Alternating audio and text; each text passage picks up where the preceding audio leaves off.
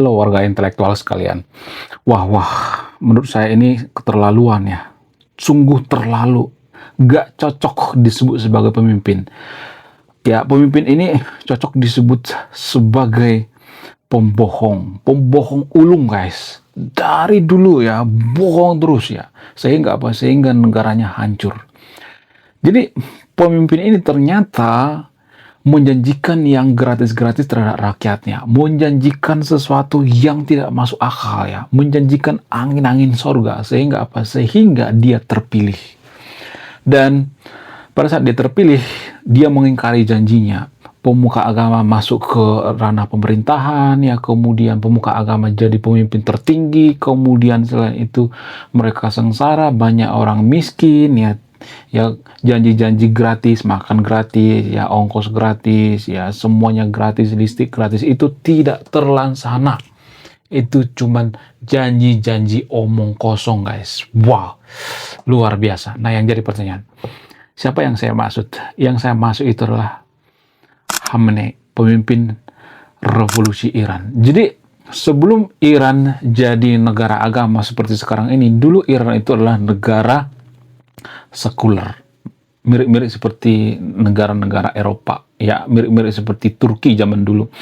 Nah, ketika mereka menjadi negara agama, maka mereka hancur berantakan. Nah, yang jadi pertanyaan, kenapa justru seperti itu? Kenapa justru jadi negara agama mereka jadi berantakan gitu? Apa alasannya? Jadi gini, guys, kenapa justru negara yang berlandaskan agama itu hancur berantakan? Nggak semuanya, tapi ya ada juga yang berhasil, seperti Arab Saudi misalnya. Tapi Arab Saudi itu beda, kerajaan. Ya, kita bicara tentang republik dan negara demokrasi. Jadi gini, kalau suatu negara itu berlandaskan agama dan mereka republik ataupun demokrasi, maka akan tidak akan maju, guys. Kenapa seperti itu? Kan hancur berantakan. Apa alasannya?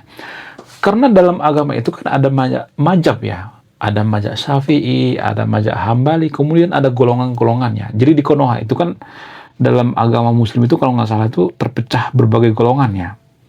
Kemudian ada ormas-ormas NU, Muhammadiyah, dan sebagainya. Ada banyak ya, pecah-pecah ya, golongan-golongan. Tidak hanya dalam agama Islam sebenarnya seperti itu, guys. Dalam agama Kristen juga seperti itu. Ada Katolik, ya, ada Kristen Protestan, ya, ada karismatik, ya, ada Pentakosta, ya, dan lain sebagainya ya. Jadi bermacam-macam. Hindu juga seperti itu ya.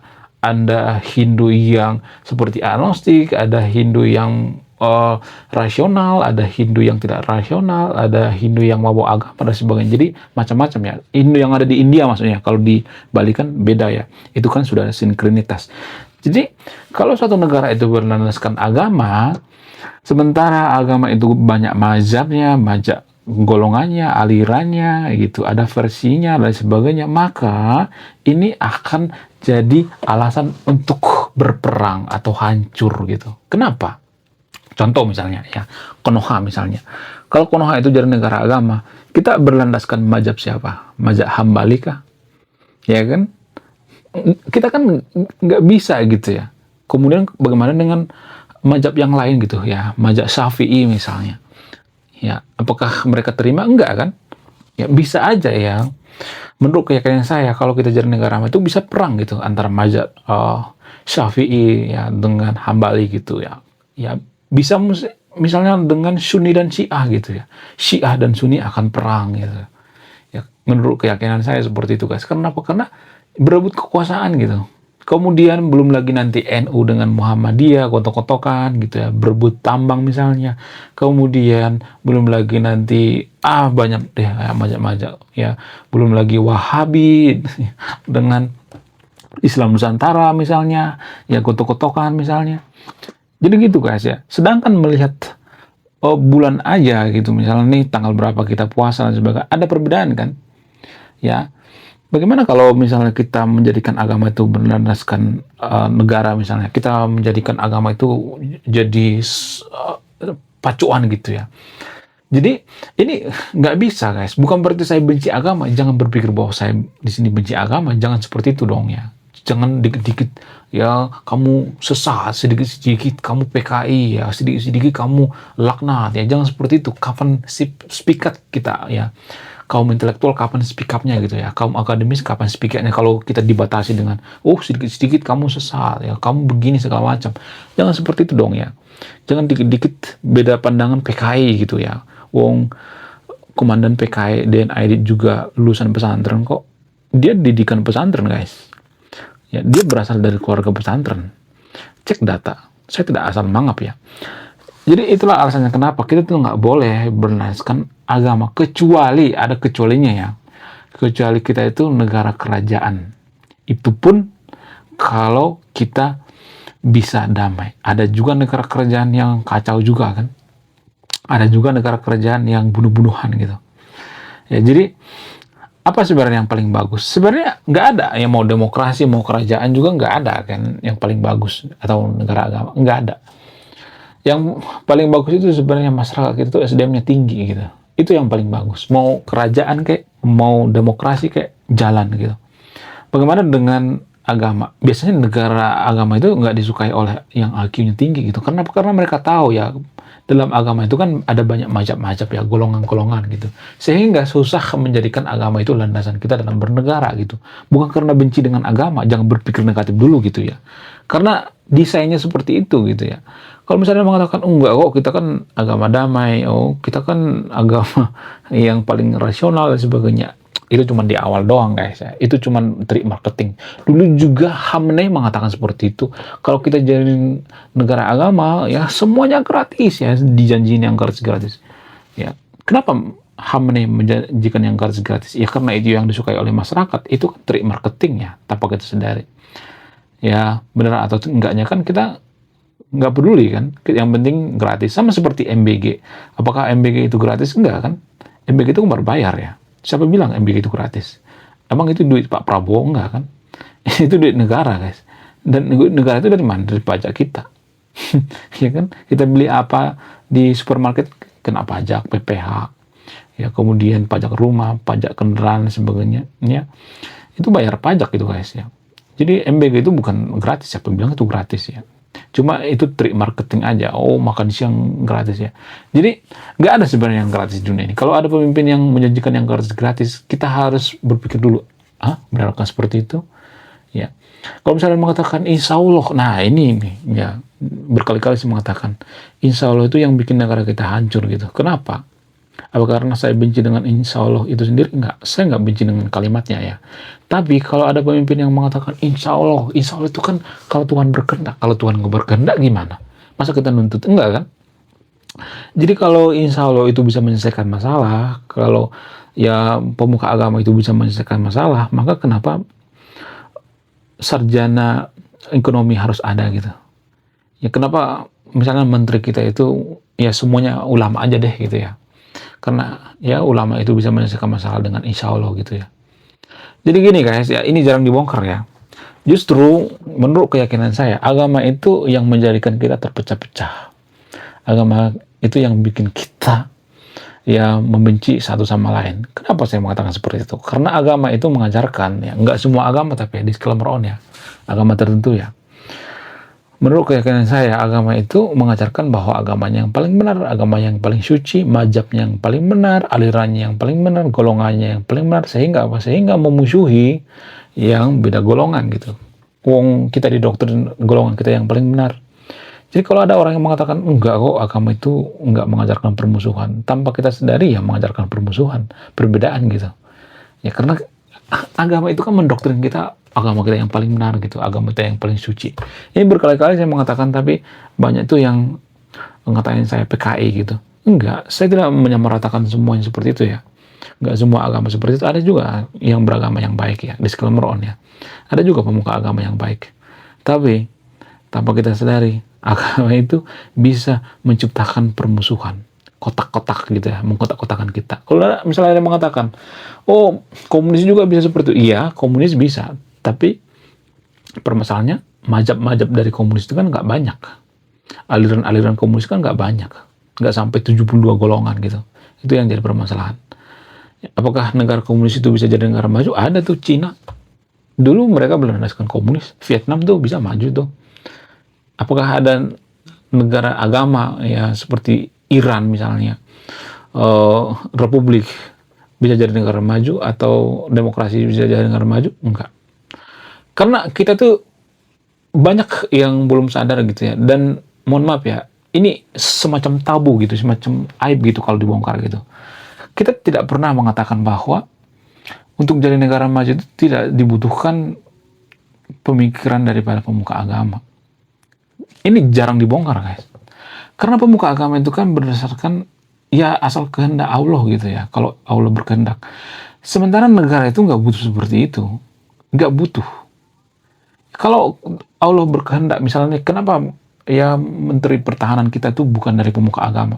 Kalau doa itu bisa menangkis rudal gitu, kenapa ya kita tidak menjadikan pemuka agama itu jadi Menteri Pertahanan gitu? Iya kan? Itu kan lebih menguntungkan. Bukan berarti saya membenci pemuka agamanya, tapi kita berpikir rasional. Kalau misalnya nih ya, pemuka agama itu bisa bikin ekonomi kita semakin bagus gitu, kenapa enggak pemuka agama semuanya gitu, pemuka agama seperti di Iran gitu, kenapa enggak semuanya aja gitu? Marilah kita berpikir rasional gitu. Ya, makanya orang-orang yang tinggal di Eropa itu, orang yang tinggal di negara maju itu, mereka memisahkan antara agama dengan yang namanya negara gitu. Karena cenderung ya, nggak semuanya tapi ya, cenderung agama itu kan berpikirnya itu kan cukup imani saja gitu. Jadi kalau misalnya nih, contoh misalnya, kenapa negara kita nggak maju? Ya ini mungkin sudah takdir ya, cukup imani saja, nggak usah terlalu maju-maju amat ya, biasa aja. Padahal mereka tiap hari ngeluh tentang yang namanya harga-harga UMR ya, mereka ngeluh tentang yang namanya perobatan yang nggak bagus ya, rumah sakit yang amburadul dan sebagainya. Jadi kalau kita jadi negara maju, ini semua diberesin gitu. Cuman kita kan berpikirnya kan kacau gitu berpikirnya. Saya tuh gak bisa menjelaskan gitu ya. Tapi kalau saya perhatikan tuh kacau banget gitu ya. Justru pemuka-pemuka agama itu yang kalau saya perhatikan tuh menghalangi. Gak semuanya tapi ya.